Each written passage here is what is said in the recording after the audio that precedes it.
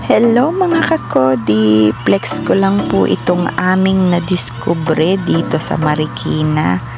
Wow! Lutuan ng helmet ay helmet cleaning vendo. Yun pala ang tawag dito. Ito yung araw na kung saan naghahanap kami ng magagawa dun sa motor ng aking viewers kasi muntik na kaming abuti ng sira sa gitna ng kalsada. Buti na lang umabot pa kami sa gawaan at dahil habang naghahanap nga kami ng gawaan, ito ang napansin namin dahil maraming nakapila dito sa vendo machine na to at ito nga sinubukan namin kung ano ba yung ginagawa dito sa helmet. Huwag nyo na lang pansinin yung helmet namin dahil alam kong pangit. Ang importante, masanitize siya, bumango siya kahit nakalalaba lang kasi hindi naman ganun kainit ang araw. Kaya kahit bagong laba ang ating mga nilabhan, hindi talaga natin masasabing mabango. Kaya naman tinry namin itong vendo machine na to para sa helmet. Sa halagang 25 pesos, masasanitize na ang ating helmet at within 90 seconds, o diba?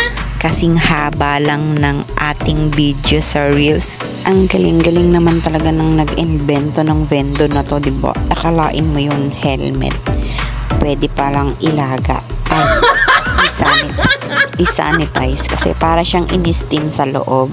At dahil kabababa nga lang ng bundok ng inyong kakodi, syempre syunga-syunga pa tayo pagdating sa ganito. Kaya sorry naman sa maraming nakakaalam, diba? Dahil ngayon ko lang po talaga ito nakita sa tala ng buhay ko. O diba, may paganon-ganon pa tayong nalalaman.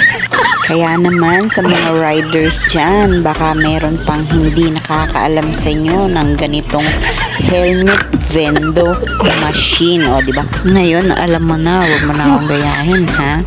At habang waiting nga kami sa pagsasanitize sa aming mga helmet, nakala mo kayo ganda ng aming helmet, no? Namumblema kami kasi lahat ng dinaanan namin na gawaan ng motor, wala talagang bakante mula San Mateo hanggang Marikina dahil araw ng linggo ngayon. Marami talagang nagpapagawa, kaya naman kami ay hindi malaman kung saan talaga kami pupunta.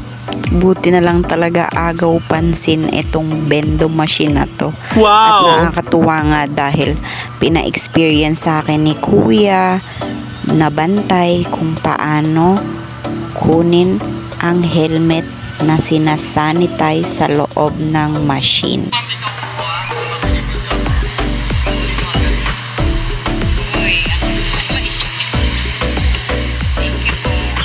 Medyo mainit-init nga, talaga namang antibacterial din siguro tong gamit nila Kuya.